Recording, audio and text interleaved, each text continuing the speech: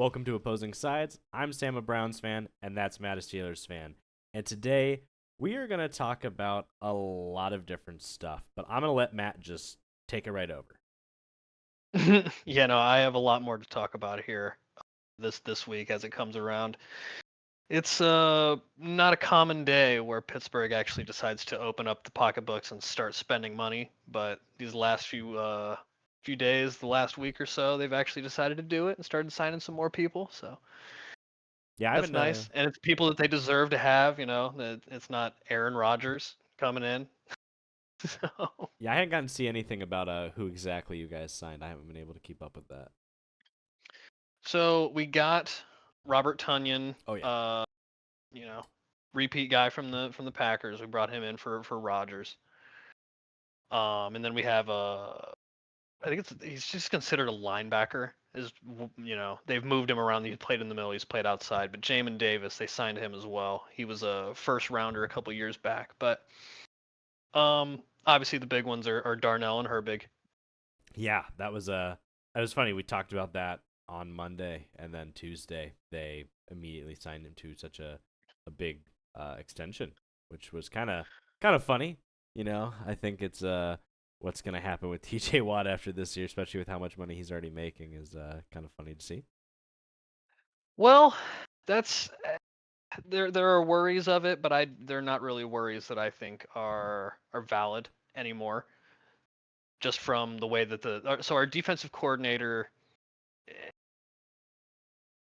here. This is the root of it all. And I've talked about it numerous times since we've started doing this, is that Pittsburgh this year is going through a lot of change. Yes. You know, this defensive coordinator is going to bring a lot of new stuff to this defense, and all of the players have been talking about it. Um, they're coming at it from a little bit of a different angle, it seems. They were interviewing TJ, and he outright said, he's like, yeah, no, they're moving us all around, so everybody kind of has to learn everybody's job. That way, it's not, when communication breaks down, you understand what was supposed to be done, and that's something that they haven't really done in the last few years. Communication has been a massive issue for their linebackers alone, but Isn't that even where TJ's been moving. isn't that where all the communication should come from? I mean, typically your communication is going to come from your linebackers with your green dot, maybe a safety or something coming down. But they said that a lot of it was going through Peyton Wilson trying to direct traffic, and then Patrick Queen coming over and trying to basically teach him what was supposed to happen, and then the ball would get snapped. Uh-uh. Like that happened all the time last year, which is not good. There's no time for babysitting in the NFL. Damn. That's I don't even know what to say. I think that's just bad. I would call that bad It's coaching. But Yeah, it really is. It's bad coaching. And there's been a lot of different people, players. Darius Slay came out and was saying stuff about how the corners were essentially only taught to force receivers outside in leverage positions. Like if the ball goes up and you're on a streak route, it was pretty much just push your receiver to the sideline and throw your hands up and pray. They wouldn't teach anything past that, which is not smart, not good, but they're like, oh, well, it incentivizes the quarterback to try and force it out. It's like, yeah, well, they can also just catch it. Like, yeah, I mean, obviously, you guys have one of the better defensive backs, at least at corner. But I mean, you know me, I'm not really sold on half the other guys like Patrick Queen and some of your other defensive backs, especially. I don't know. I'm I don't. Queen, I'm not sold I on. know we I'm talked with about you that on early that. on. I don't like the former Raven. I know you guys kind of stole him right from out from under him, but he doesn't give me anything that makes me I mean, he does his excited. job, but Yeah. it's not worth the money that he gets at all. Speaking of not worth the money that he gets, I never realized how much money you guys pay DK Metcalf, and I don't personally like that number. So that's kind of the one of the biggest things I've been noticing about this receiver room. So let me see. I think it was on this one. So DK Metcalf and Michael Pittman are both 29 years old. They're both the same age. Damn. Um, with Jeremy Bernard coming in and then like everybody else being there, these contracts, like here, I think this one shows it a little bit better. So we're literally paying DK all the way up, technically, to 2029 with all of this money. Now, granted, that's if he stays here. Now that'll probably get restructured at some point, but you can't really, you can't keep kicking the can. That's what we were doing here with TJ Watt, and No. as you can see, down here to 2028, this will be the first one where he's not really getting guaranteed stuff. Wow. That's the first time in a long time he hasn't gotten any guaranteed stuff. So if we really wanted to in 2028, after 2027, after this year hits, this is his last year of money that we need Oh, to it's pay him. it's interesting to see that DK has no guaranteed money either. Like at all. 2027 or 2028. There's nothing guaranteed for DK, so it's like you could just I think that they're set up that way. You know, full reset. well, and okay, this is the perfect segue into what we were talking about over here. So Omar Khan joined the team in 2023. This was his first draft here with us. Um, what's his name? Kevin Colbert, on his way out, he decided to draft us Kenny Pickett as a farewell token. That was going to be his last little hurrah for uh, the franchise, and clearly it ended up being just a giant middle finger, realistically, because it was a blown pick. But when you see this class here and seeing that all of these guys' contracts are coming up, Yeah, I mean most of them, if not everybody, is still on the team. The only one I'm not certain on is Spencer Anderson. Everybody else I think is still on the team. Spencer Anderson is currently lining up as a starting right guard, but I doubt he'll be there. He'll probably end up just being a depth guy or whatever through the season. But Gotcha. regardless, this shit right here, this is how you build your teams. Yeah. You draft your seventh and your fifth or whatever, and then they ended up being reasonable, and you signed them to a 4 or 5 year contract. I They mean, came out, they were what, 23, 24? You signed them to a 4 or 5 year contract. That's the bulk of their career well, right there. looking at that first draft alone, Broderick Jones, Joey Porter Jr., Keanu Benton, Darnell Washington, and Nick Herbig all there. Um, I mean, every single one of those you would want on your team. I Hmm. mean, I'm so happy that both Darnell and Nick Herbig got their money. I especially Darnell. I think he deserved that. Um, Sure. as much as I am not a, as much as I'm, I have to not be a fan at some points. I do really enjoy the big boy. I really do, and that he's a Todd Monken tree guy. So part of that's like a little bit of hope for my coach, my new coach. But Sure. that's a that's a good draft to start with, to be honest. No, it definitely is. You could see that they were working off of a lot of the trenches. They're going with the O line, nose tackle, tight end, linebacker, more O line back in the back half. Like they attacked the trenches first. They wanted to build from the lines out Oh, as they were going you through. you have to have a strong base, and what's a strong base but your offensive line, for sure, and giving a little bit of help to your obviously a lot of defensive backs. Obviously, that was interesting. Hmm. Um, Now, when it comes to what I was saying about these, them getting their second contracts and so, Joey Porter in this fella right here, this beautiful fella right here, is 25.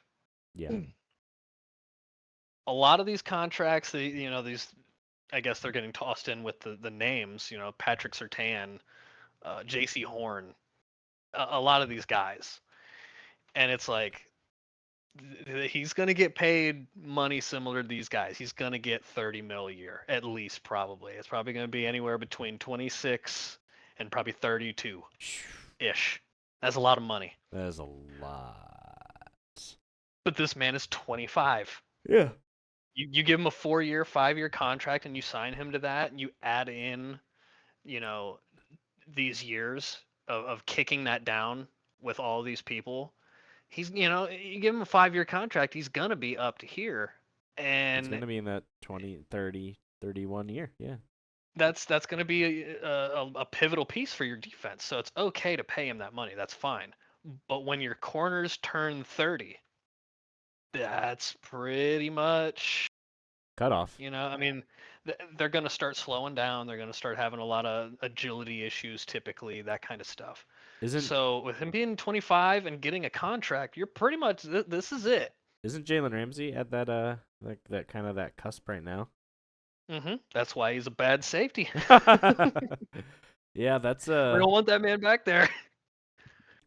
that is a little spooky for you guys. That money coming out, especially with like the uncertainty at QB. Um, Well, we'll have a rookie in 27 most likely, and it's either going to be a rookie there or, one of your development pieces. yeah, Aller or Howard. Realistically, maybe Baker Mayfield. I've heard that, and I know you guys are also on the eyes for Arch Manning. I even heard that Baker wouldn't be opposed to coming back to Cleveland. That would be interesting. That would be interesting. I would rather pay Baker Mayfield like a 46 mil than pay Deshaun Watson anything. I would have rather him stayed here the whole time. But our awesome GM management and guys like Paul DePodesta made that a hell of not of the right thing. Definitely not. Now, you started off your first draft. Your GM started off his first draft with a lot of awesome picks. A lot of great picks. Again, all but one of those guys is pretty much on your team. Andrew Berry, his first draft was the 2020 draft. And the only player that is still on this team is Grant Delpit, a guy who didn't play his first year. Jed Wills, an awful tackle. Jordan Elliott, a dude who just couldn't stay on the field. Jacob Phillips, never enjoyed him. Harrison Bryant, a random white tight end who scared me when he lined up in Wildcat. Nick Harris, who was the backupest of backups. And DPJ, who obviously I love Donovan Peoples-Jones. He's your final pick in that draft and probably your arguably the second best player you drafted.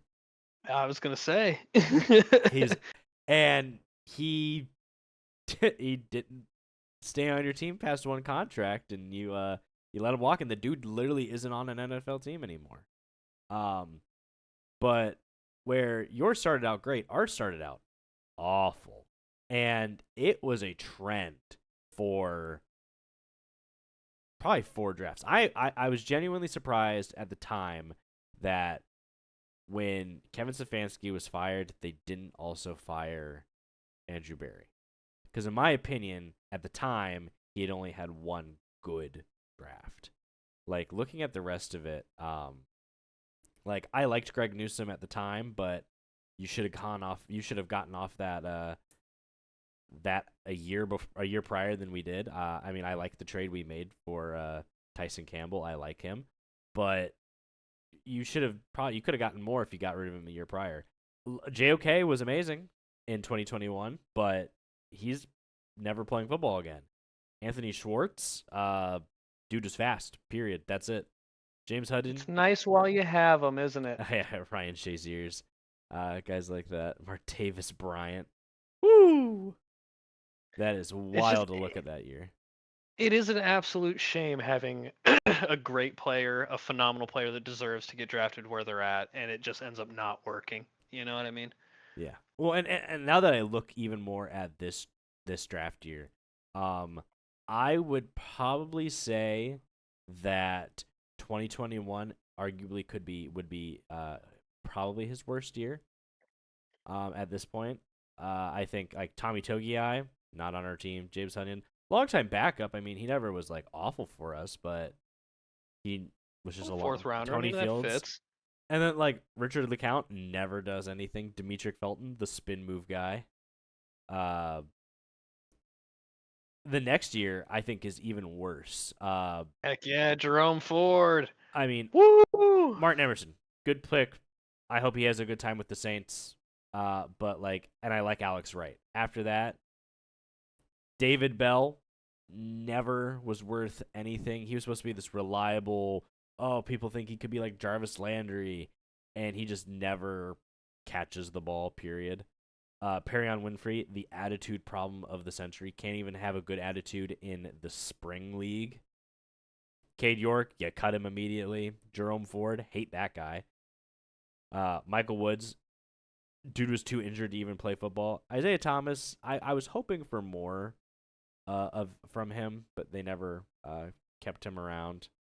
Uh, and who the frick? I'm trying not to curse. Is Dawson Deep? Like, man has never played a snap of football. He didn't even actually make the team that year. Something that I think is interesting to note here is the amount of picks and where they're at comparatively with them not having first rounders all Yeah, like that and until they this get to Mason is Graham. this is where you sold your soul, and you had to live in the I have no more good picks for the next 3 years. So how are we gonna make it work? And first, right out the gate, oh wow, Martin Emerson, great pick, awesome, right? And then it falls apart immediately. The next year, I love Steady T. And it might not sound like it sometimes. Like I always have enjoyed his company on the Browns, and I think that he is a solid big wide receiver. I just He's a think simple man. I think that it's just it's his time. It's his time to walk into the sunset. Siaki Ika, what a terrible grab. I thought that he could have been something, and dude never, ever was able to play. Dwan Talk Jones, about a disappointment. Dwan Jones, I'm still Siaki not Ika. set My on God. because of this whole where's he gonna line up? How is he gonna line up? Is he gonna stay healthy? I like Isaiah McGuire. DTR, can't stand that thing. That was just never played well. Dude was the wimpiest, squeamiest quarterback I've ever seen. Uh, Cam Mitchell tried to play corner, but he just got beat any chance he could. And then Luke Whipper, we don't know.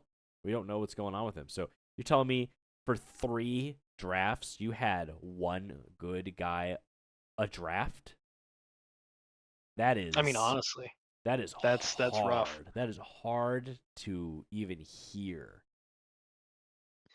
It's hard to Um, build a team around. it's hard. And again, no high picks. You're working with thirds. And then this would be his little uptick.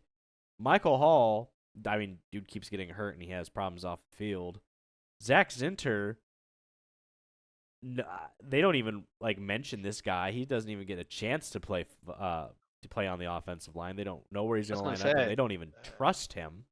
I didn't see him in the rotation when y'all were talking about it hardly at all. Nope, they've not used him at all. Jamari Trash, I did not I like him thought when this he was was. the uptick. This is supposed to be the uptick. And Miles Harden, solid guy. Nathaniel Watson doesn't even stay on the team for that year. And Jawan Briggs is a backup of backups. But all of those are Man, better. what a nothing year for drafts. Yeah, A what sixth and two a sevenths, and then six, you two get a second sevens. and a Yeah, third. and Michael Hall, I really thought he was going to be something, but he just keeps getting hurt. And then you finally have a good draft. Finally.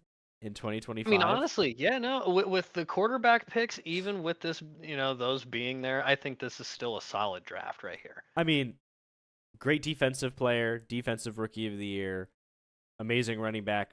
If he didn't get hurt, he probably could have been in the runnings for offensive rookie of the year. Harold Fannin, again, runnings for offensive rookie of the year. Dylan Gabriel, the left-handed who can't throw past 25 yards. Dylan Sampson, crazy, interesting running back. And Shadur, possibly your starter. Wow, finally a good draft. Oh my God, how did it happen? And then you absolutely crush with 2026. Absolutely crush. Like you don't get any better than this 2026 draft. No, Like we haven't seen him play yet. now we haven't We seen haven't him seen him play. play Yes, yet. yes. But on paper, It's his best draft. It's again two. You have two drafts back to back that people have argued are the best drafts in the league, but you're coming from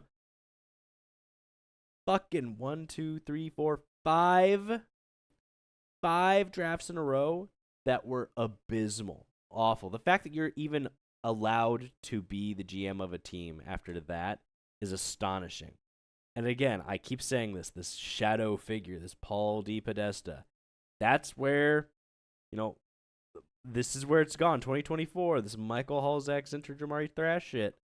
That's where it stops. He's gone after that. And now we get these interesting drafts. And three quarterbacks in 2 years is an interesting pick, I think. But you kind of had to It's because interesting, but I think we all know what's happening there. yeah, it is.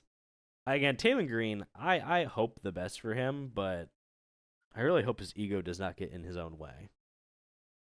Yeah, he's got a long road to walk to try and make it back onto a roster. But um, when it comes to, like you had said, the 5 years straight, we've only got our three when it comes to ours. But like Corey Trice is the only one that's not on the roster from here because he was released. He got hurt, I think, 3 of the years that we had him. So Oof. basically just a liability to have. Yeah, Ryan Watts had to medically retire. He had a neck injury in camp, so he's not on the list for this one. But that's tough. Bautanu is about to be the starting tackle. Frazier's starting center. Roman Wilson's in a camp battle. Peyton Wilson's basically your starter outside, if not, bumping inside with Queen.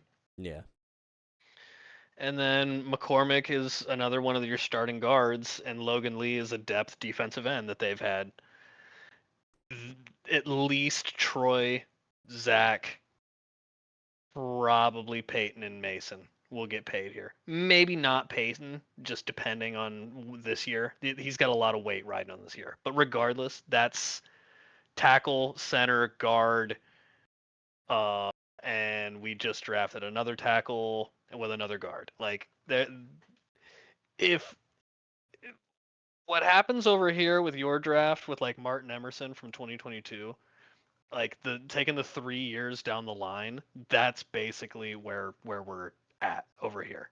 yeah, It's because obviously with the 2 years that you have over here, we're probably not going to get to see the production and the solid core that all of this stuff is coming together with for at least another 2 years. yeah. Things on paper for the dome. Definitely got to let this stuff age and simmer throughout time. But as football fans, we don't want to. We want to see what's going on right fucking now. Win now mode. Win now mode. We're always Like in win Brendan mode. Sworsby. Yeah, that was a very interesting thing to read today. That he somehow is getting a chance after all that. I don't understand why. I really don't. I don't really either, if I'm being honest with you. I I think it probably would have been better for college football and for his own sake to just let him get out there. But Well, the thing that they basically okayed is that it's like, all right, well, we know that he bet on games that he was in and that they played like shit in. yeah, You're free to go. Like there's no repercussions to that, and the fact that there isn't is a massive problem. I think NCAA is just in a very big, terrible spot right now with this all of this NIL money stuff. Like there has to be a limit.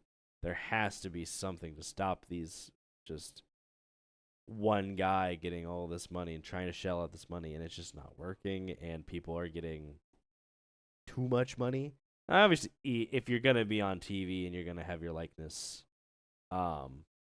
sold, yeah, you deserve the money. But like there has to be a way to fix it because currently there people are just transferring for money. It's not transferring to succeed. It seems like, and this is just me spitballing here, but it seems like we might end up having to leave it to the conferences, like the actual SEC or the Big Ten organizations, and kind of just like split it up because in my mind I'm like, all right, well, there's 32 NFL teams. That's why nobody's ever going through and doing that shit. Like all 32 NFL teams know each other's numbers. They call each other. They talk about trades and do that shit all the time. Yeah. So it's like it's a battlefield. It's a minefield trying to go through and do that shit. In college, it's like you could go from fucking Arizona in the middle of fucking nowhere and move out to northern Cali or some shit for because they want you for a certain amount of money and you're in a D3 school and it sucks and they're just going to do it because money. Yeah.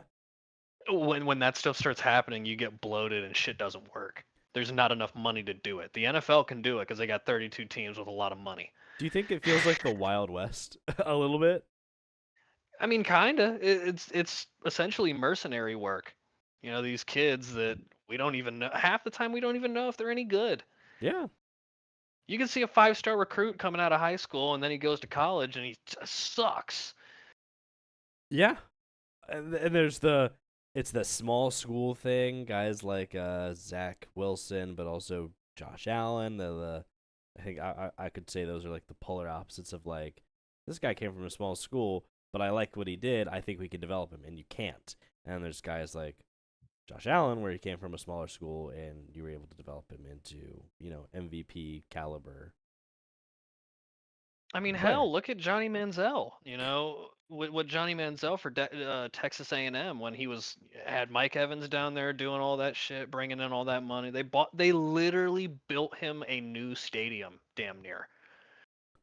And then like he went to the NFL and he sucked and got cut and removed out and damn near got arrested. He's boxing now. But in college, he was the GOAT. Money Manziel. Everybody loved Money Manziel. Yeah, and look at him now. Sometimes it just doesn't translate. He made a ton of money in college. Made a shit ton of money for the Aggies. He ain't doing nothing now. Canadian football, man, and boxing random people.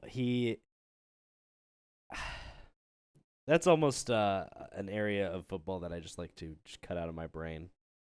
Um, like the first season after the Deshaun trade. That one's the one I like to just remove. I mean, yeah, I know we got close to the playoffs that year, and then you make another playoff run. Actually get to the playoffs the next year, and then it just doesn't work out after that. I mean, such is life. I mean, yeah, but to an even greater point, Was what? that pre or post 0 and 16 season? Oh, it's what the Johnny Manziel or all that. That. That's way after. I mean, the 0-16 seasons, 2017. Sam, this time right here is non-existent to me. The fact that Ryan Shazier got drafted in 2014 blew my mind when I read this. Yeah. Matter of fact, this draft right here, I'm glad I came down here. So this was the last draft where I'm most likely sure that two people from the draft got long-term extensions, and I think it was Bryant and Tuitt. Martavis Bryant was on the team for 4 years, and Tuitt was on the team for 6 years. Yeah, I'm pretty sure Tuitt got a bit of an extension. Then he actually ended up retiring. He retired from football early, and then Bryant got his because he got drafted later on. But the fact that the last draft that we had, where we got two people that were meaningful, was like that was what 10 years ago. Yeah. The fact that Bud Dupree is literally on the team through 2025 is bananas. Yeah, I think that this draft right here is going to come through and be a lot more of a solid draft for you. I think this one still has some seasoning. Oh, Royer, I obviously. feel like he'll find his way off the team. I don't see a spot for him. Yeah, after everything that's gone through with him, that's he might have just signed his own little ticket out of here. Um But Well, granted, even with like Austin Barber, a lot of your tackles, that's going to be a war room for the next season or two, oh yeah. for them trying to figure out who's going to be a starter and who's your swing guy. Like, Well, with all the vets and the new guys and young guys, it's a grab bag of what will actually be the right lineup. And I talked about it, God, 2 weeks ago now. What I think will end up being the true lineup, but there's mhm. also this just we're gonna try it all, and we're still playing football in shorts.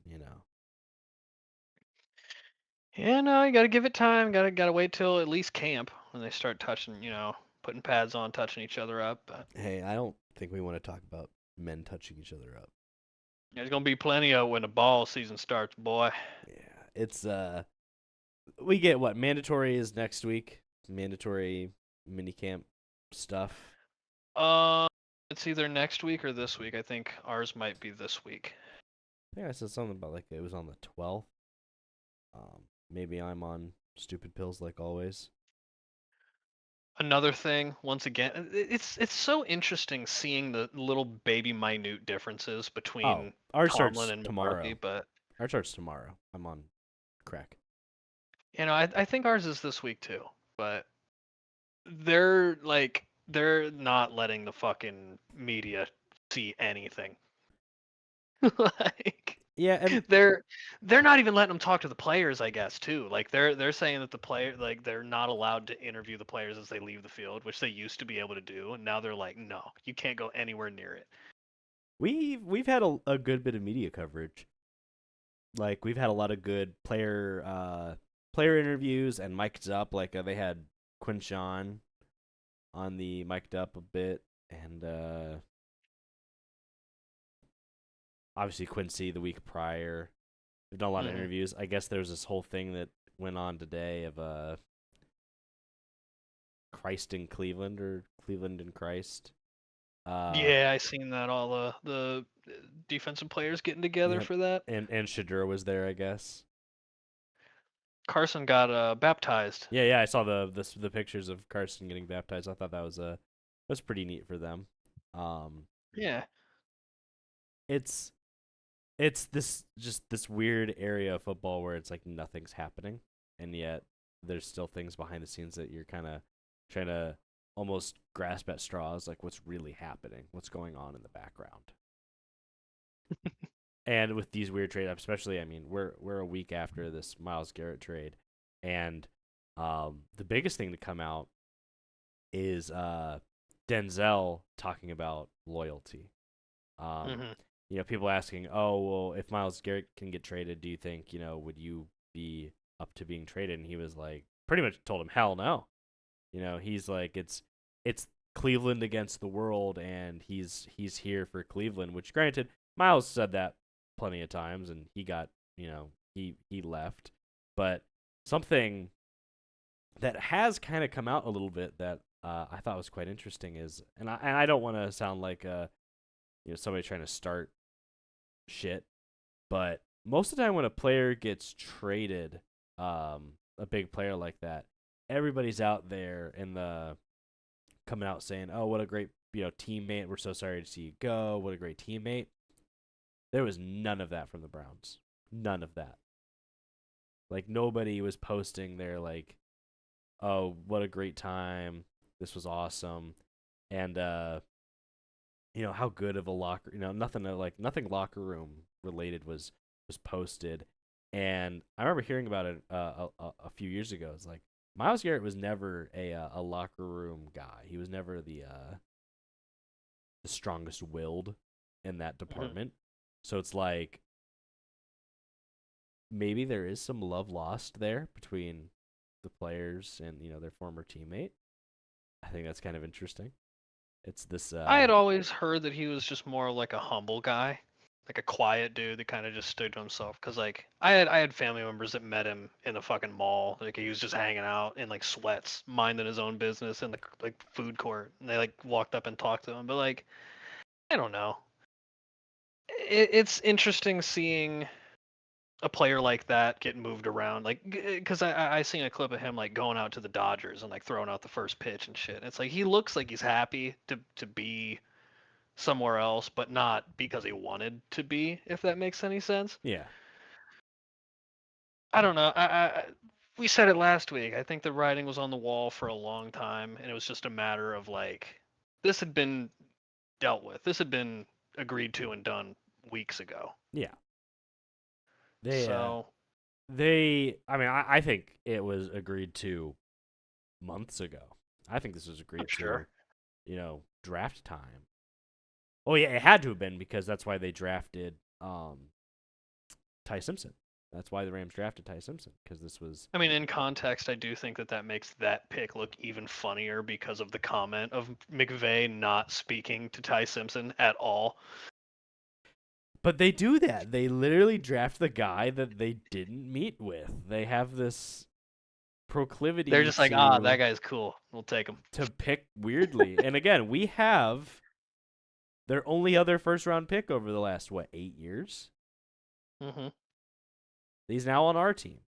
So like I I know so many people are like, "Oh, it's not going to be the same. We're at a, we're losers in this situation." Like your defense is just going to look different.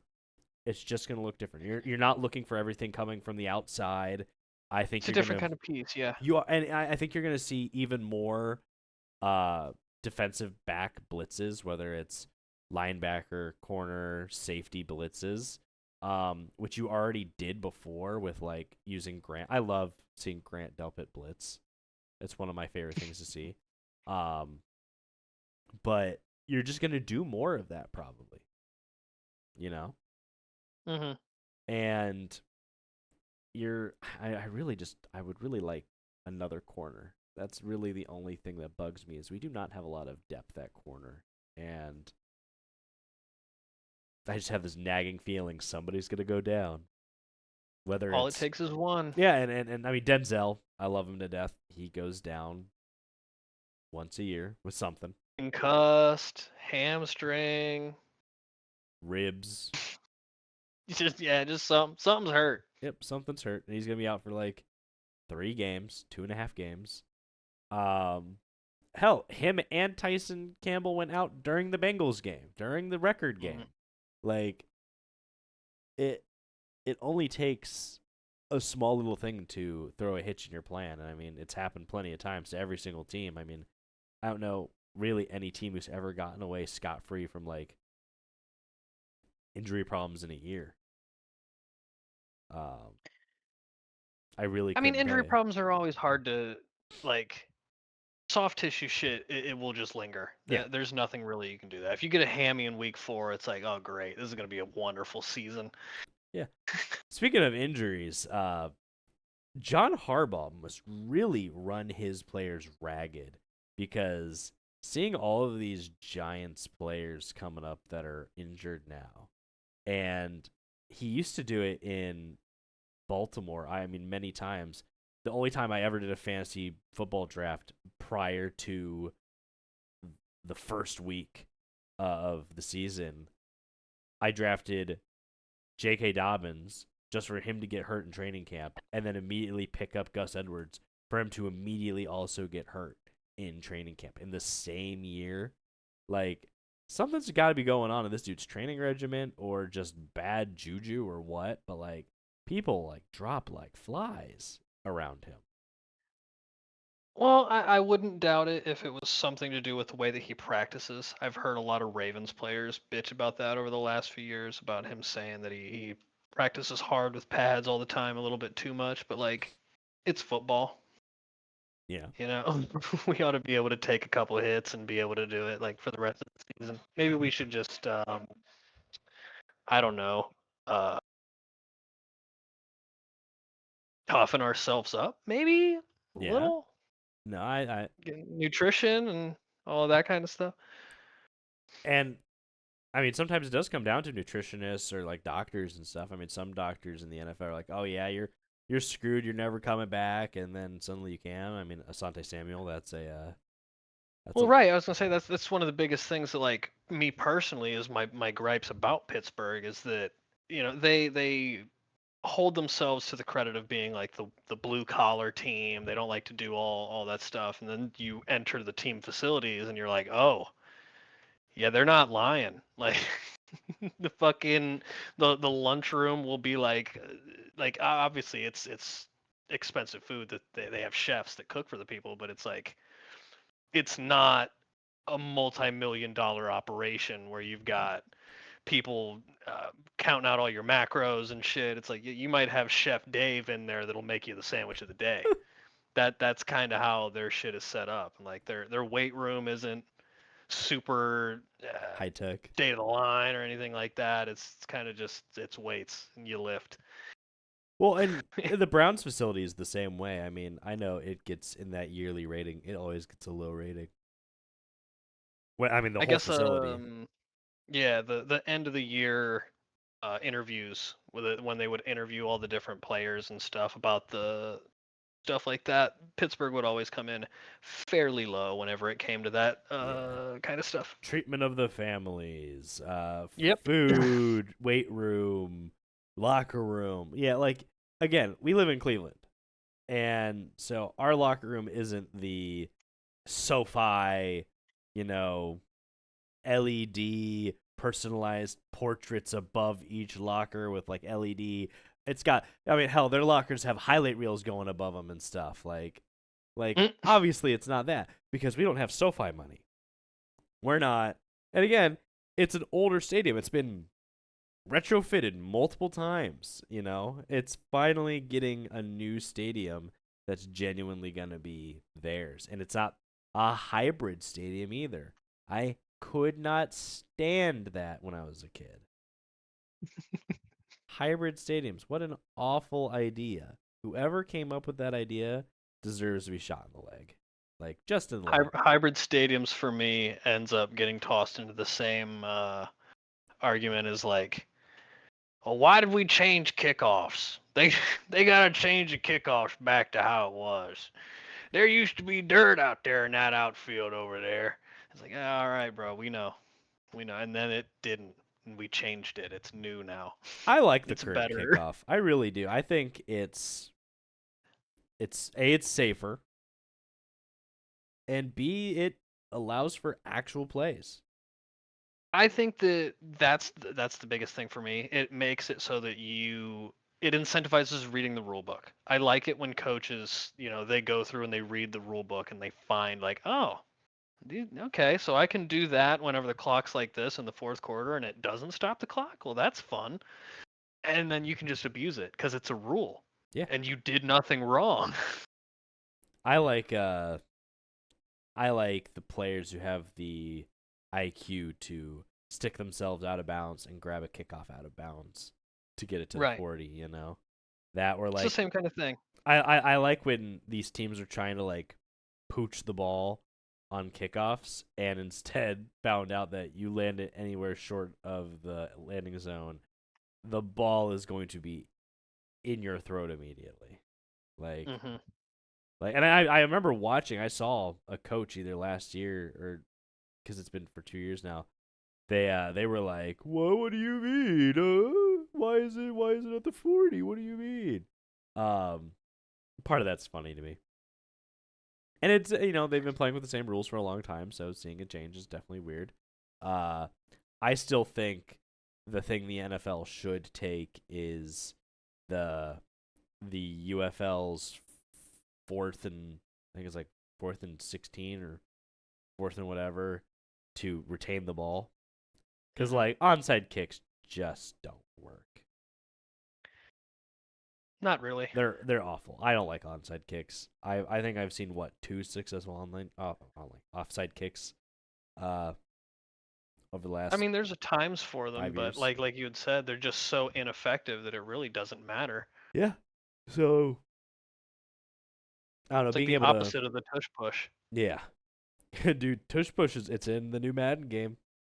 The tush push is basically automatic, and they do it all the time. Do the opposite. Yeah, but then there's It other never teams works, but that we're gonna do it every time we're down. there are other teams that cannot get it to work, and then there's other teams like Philly that can. But there's also teams that can somehow stop the tush push. Where like you saw it like in the middle of last season, guys laying down pretty much in the middle of the line to stop it. Hmm. Yeah, well, and when new things come out, they have to change the rules in order to, finagle the game. That's just how it goes. I mean, It Bill so happens that we Belichick, get to see it. Bill Yeah. Belichick did that constantly with taking penalties in waning seconds of games to secure his win, and they changed the rules because of it. Hmm. And I mean, the game's ever evolving, and I think it will continue to evolve. And as much as some people like to think it's baby ball, some things do need to change. Now, I do think some of the roughing the passer calls can be a little much. I think some of the one thing I didn't really see is any like hip drop tackle penalties like at all. Like they talked about that being a thing. I never saw a single one thrown last season. Yeah, I they made it a really big deal and then tried to let all the players know that they weren't allowed to do it, and then they stopped flagging anybody for it. Yeah. And then it's like hell, I think I saw more horse collar tackles than I did even attempts at a hip drop tackle penalty. Well, that's actually what I was going to compare it to. I was going to compare it to the horse collar, how they're like, yeah, no, people used to get tackled from their back plates like that all the time, and then they showed you they're like, yeah, stop doing that, and then everyone stopped trying to tackle from the back plate entirely. It's something you don't really like. If a corner is running down a receiver, he's not going to reach out and try and grab his back. He's going to dive and try and make an arm tackle, or he's not going to make the play. That's just how it is. Yeah. Well, and again, all of this worry about concussion, CTE, head injuries, you move to trying to attack somebody's legs, and I mean the rise of the soft tissue leg injuries and ligament injuries you see is it's astounding. Now, yes, protecting your brain is an incredible thing. You need to do it. But what you're, you know, what you're changing it for is ruining somebody's physicality for their entire season or multiple seasons because you dove at somebody's knees and tore their ACL or broke their leg. It happened to Nick Chubb. It happened to plenty of guys just because the standards change Hmm. and we get stuck with you know more of those injuries. And you know, did you see the softball game with Malik Neighbors? Uh-uh. He he showed up to one of the celebrity softball games and he was running to first base and then gingerly hopped with 1 foot extended to first base with other guys around him like holding him up. Oh, Yeah, so that's a little spooky. You don't really like yeah, to see that's that. not great. Um and I mean just another giant on the injury list cuz now Abdul Carter has a foot injury and they have no idea what the extent of it is right now. See now, and to bring us, I guess, back full circle into what we were originally talking about here. Broderick Jones, with that being essentially the same kind of thing that had happened. He did fine. He's playing his way into the position. They're like, all right, cool. We might end up taking your fifth year option. It is what it is. Fourth year, he's doing fine, playing his position, and he gets hurt with a neck injury. And they're like, oh, we don't know if you're ever going to play football again. Guess we're going to have to draft another tackle. I mean, it happened Like, with JOK. They literally drafted an amazing linebacker, obviously, but they're like, dude is never going to play football again. What are we going to do? We're going right. to draft this kid because we need somebody to fill his shoes. And fill his shoes, he did.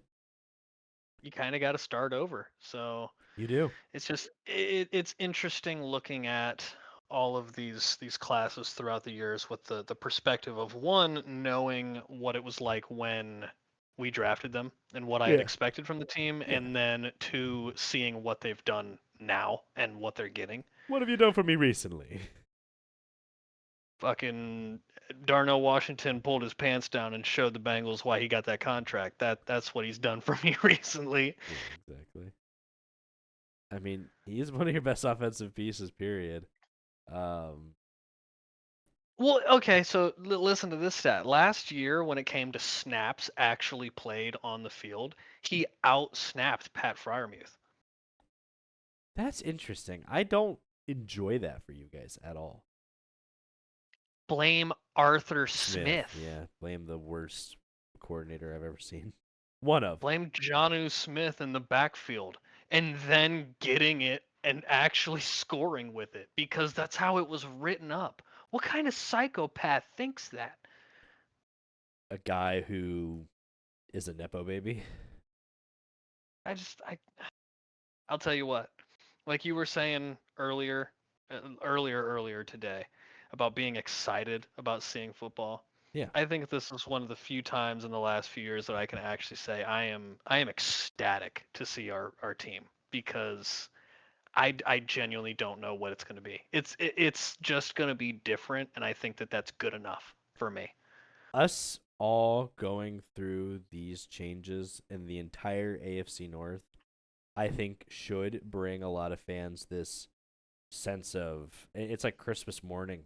Like something's gonna happen, but like, what's it You don't gonna know what, be? Ooh, right? is this going to be the greatest Christmas? And you open up the PlayStation 3, when you're like 10, or is this gonna be, uh, is this gonna be socks for Christmas, man? Are we gonna have both of our teams really? I mean, obviously you're coming from a little bit of a higher, you're coming from a little bit higher standard. Like last year you got two big boxes of Legos and some cool shoes. We last year, I mean, going out, our season was abysmal.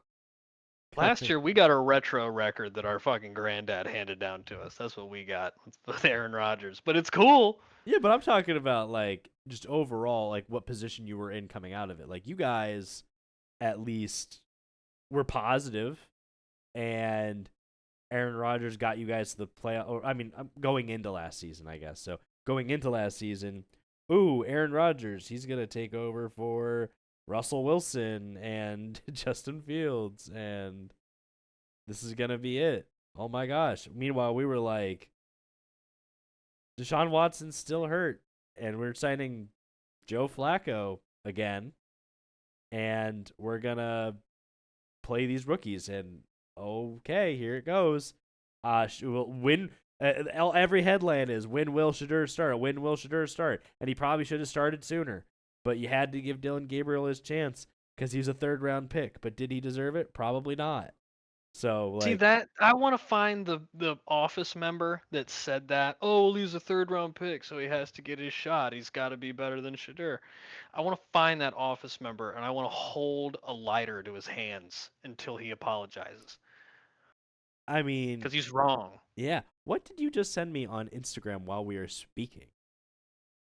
I sent you a picture of the Steelers' contracts of our top defensive players compared to our offense that we're paying. So there are 5 defensive players you are paying: T.J. Watt, Nick Herbig, Jalen Ramsey, Alex Highsmith, and Patrick Queen, and they are all worth a combined $118 million this year. I believe so. Meanwhile, your It would entire make sense with TJ's contract. your entire offense is worth $111 million. Yeah, yeah. What the fuck?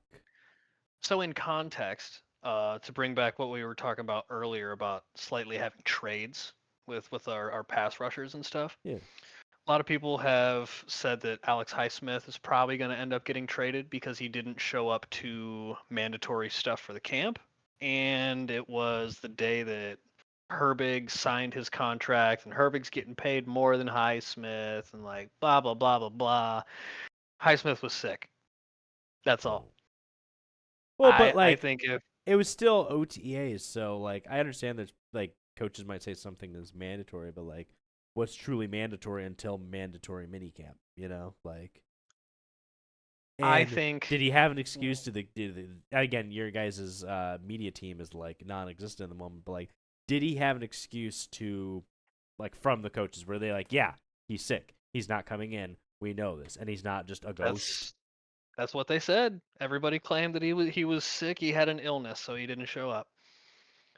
He's got the But vid. like, Oh, I think with the way that it's set up and the way that they used Herbig last year, that they need to have defensive sets with all three of those pass rushers on the field and make it work like that. yeah. And we're going to test it out and see how that goes. And then when TJ doesn't have any money left owed to him, we're going to see how much TJ really matters. And I hate saying that because I love TJ and he's been here for fucking years. And once again, it's the same kind of thing with Garrett. But I think that in another year's time, we might be having this conversation again with TJ getting traded. Yeah, I think he's the chopper block guy. I mean, he's almost the Cedric Tillman, almost the odd man out. Well, And I and the mean, thing is that he it's was a game changer, but he hasn't been a game changer for the last year and a half. I mean, he can do work. It's just not to the money that he's due. So the whole thing is he could sign an extension and stay. Yeah. It would just need to not be what it is now with his amount of money. He can't be getting paid the amount, getting paid like he's a sack leader and then being at like 7 or 8. You can't do that. No, you really can't. You can be a member of the team, but you can't be getting paid like you're the leader anymore. No, I definitely don't think it, and I honestly don't think you should pay DK Metcalf that either because I don't know, he's not the Russell Wilson DK Metcalf connection Seahawks guy anymore. You know, he's falling off mentally, especially. The thing that I'm interested to see with DK is, and this just goes into the offense in general, is like I want to see what Mike McCarthy can do with this freak. Him and Michael Pittman and Jeremy Bernard and apparently Roman Wilson as well. He's been doing really, really, really well in camp, I guess is what they've been saying. The excitement I've heard Yeah, is there's a palpable. lot of shit popping off around this offense, and I can't wait to see it take real live snaps. I the big ones I hear is Shadur is actually doing very well despite the whole, like, there was the day Deshaun Watson was killing it in OTAs, but again, it's what really matters in that position. But Isaiah Bond playing well is something that I love to hear. Hmm. I have so much hope for him. Denzel Boston being such a hit, and again, KC. I want to see real football before I'm ever worrying about any crap around him. I want to see him in a real game, not this training camp getting thrown to by the three court QB. You know, you're getting thrown to by a lefty and Taylor Green, even though Taylor Green's not allowed to fucking play any real snaps. I guess I think he had one pass in all 3 weeks. In like Really? in media allowed stuff, I saw the counts. I am pretty sure he threw a pass, one, in like 7-on-7s or 11-on-11s. Well, you heard it here first, folks. Taylor Green for MVP next year. He's coming Yeah. up. Yep. Totally. Wide receiver. He's gonna be offensive player of the year at wide receiver. I Oh just my gosh, it's Calvin Johnson again. That's your Madden team, man. That's where Caleb's. But it's such a weird time. It really is. I can't wait. That's the problem. I'm just chattering for this football. I just really, really want it. I want real football.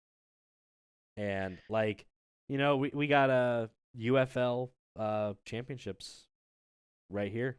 They're going to I think it's the Kings are going. Louisville Kings. Really? Yeah, yeah, yeah. Hmm. But other than that, like we're about to be football lists, like period. No spring football at this point. A lot of people think that the running back from the Kings, Wheeling, I think is his last name. They're like that dude needs to be on an NFL roster. Maybe he'll play himself onto one. You're hoping everybody got. There were a couple guys who got to. Uh, obviously, um, Running back's a hard one to do that. There's a lot of talent at running back. yep, and they don't want to pay you, and so it's like, oh, you're a spring leaguer. I'll sign you vet min, a vet min 1 year. Prove yourself. Hey man, Tom Brady just went out and he said it on that little interview. He was talking about the practice squad guys. Did you see that? No, I did not. He basically was like, there were numerous times where he would be playing through his career, whether it be in Tampa Bay or with the Patriots, and he's like watching the practice squad guys play on like the secondary field, and he's like, "Yo, who the hell is that guy? Like, we need to get that dude out on the field and get him Oh, playing." yeah, But like, it's but it's the pressure. It's the pressure that right. kills them. Yes, I did They're hear about those that. dudes are sitting out there and they're collecting checks and they're fine with it. That's okay. Like regardless of what they end up doing or who ends up getting hurt, they're still going to get paid a couple 100,000 a year, and that's good money. Yeah, I would take that money. I really would. Yeah, I'll take that money to go hold a clipboard. Shit. Hold a tablet. It's the it's Shit. that same SNL skit from a couple years ago where it's like, we're the other Cleveland Cavaliers. When LeBron needs his dry cleaning pricked up, we're there. When he needs a crisp high five after a play, I'm right there for LeBron. That's those guys. They're career backups who are they're waiting for their chance, but they'll just sit there. Colt McCoy made a lot of money just being a backup. He sure did. And I would not be upset to have Colt McCoy's money. Couple $1 million.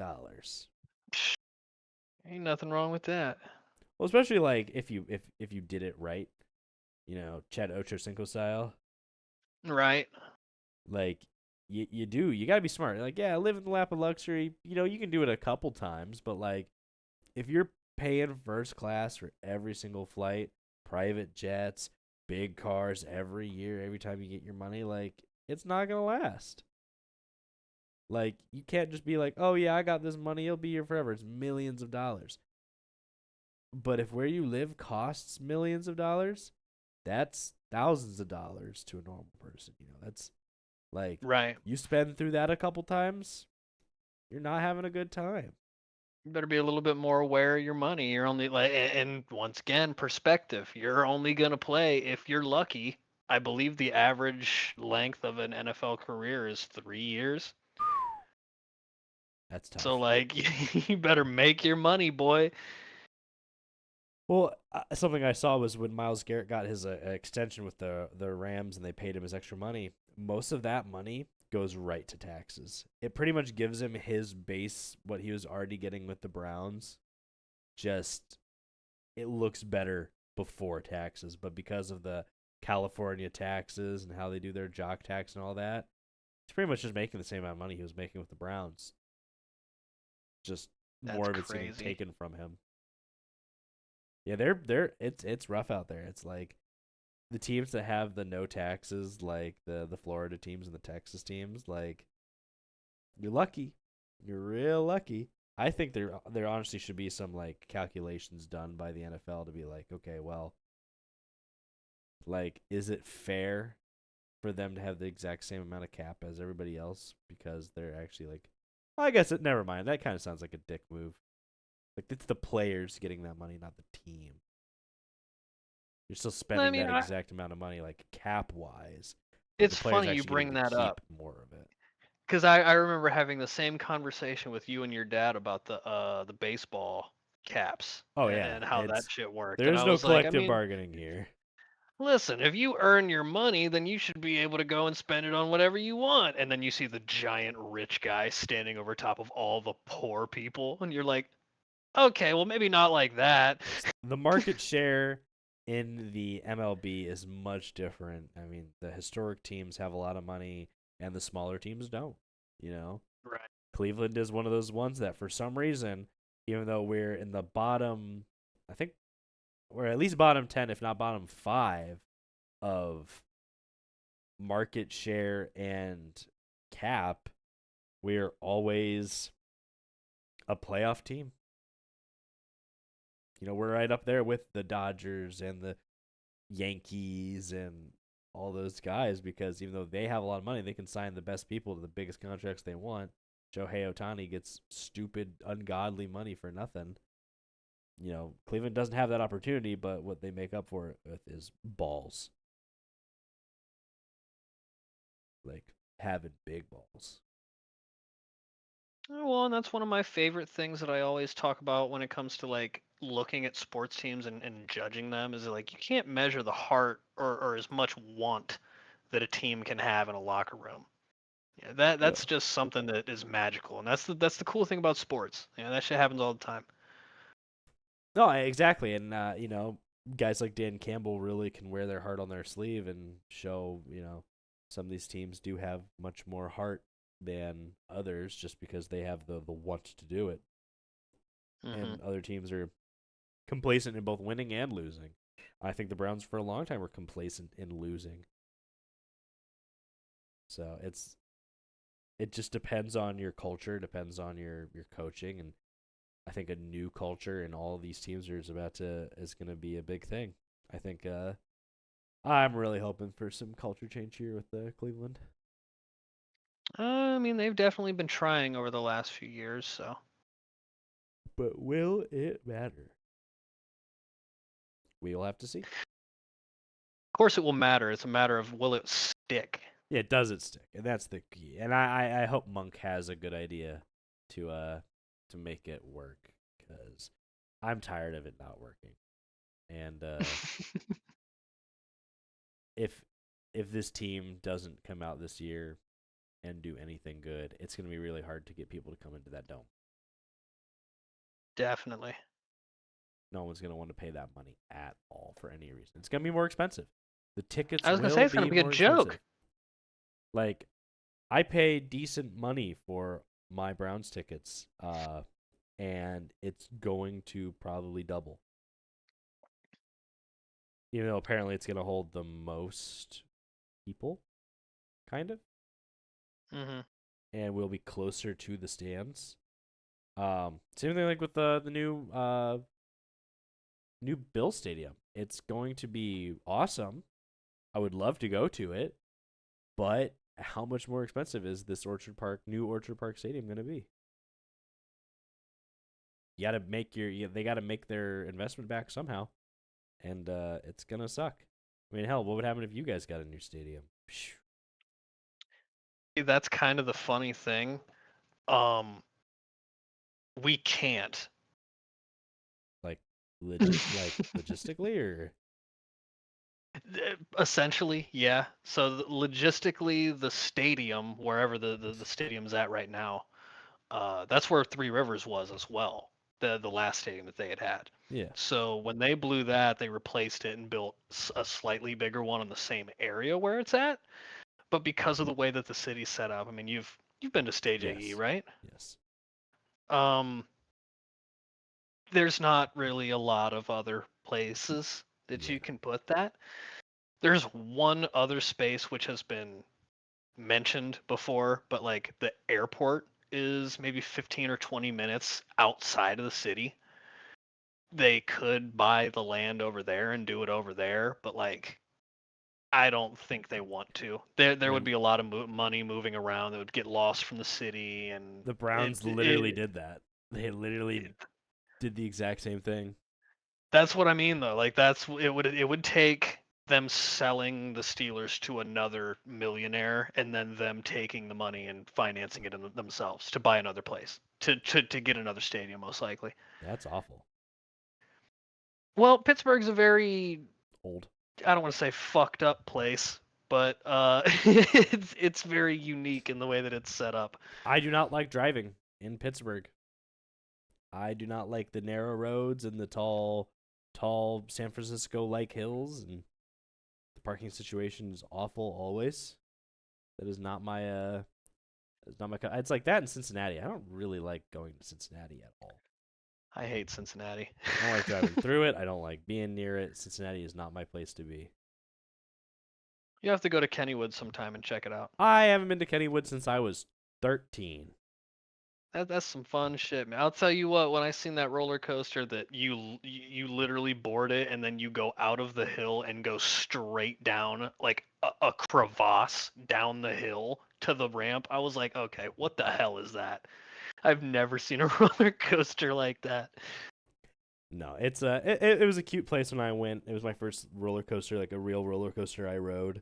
Like I rode like children's roller coasters, but like true roller coasters was there. So I do have a slight bit of nostalgia there, but other than that, like Jackrabbit's fun. that was my first roller coaster was the Jackrabbit. There you go. It's a good one. It jumps, man. It's a roller coaster that jumps. I almost lost my hat on it. Oh, which one?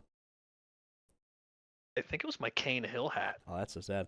I was hoping it was the fuck period hat. No, the dude told me he's like, it shouldn't get fast enough to where you'll have to worry about it. You'll be all right. Like the second hill, it went straight off my head. The dude behind me caught it. I'm like, thank you so much. It would have been sad. It would have been terribly sad. At least it wasn't like a phone or nothing, though. Well, I think that's about all we got for this week. I don't think I Pretty have much. anything else I Yeah, have. I ain't got nothing. All right. Well, thank you so much for tuning in, and we will see you guys next time.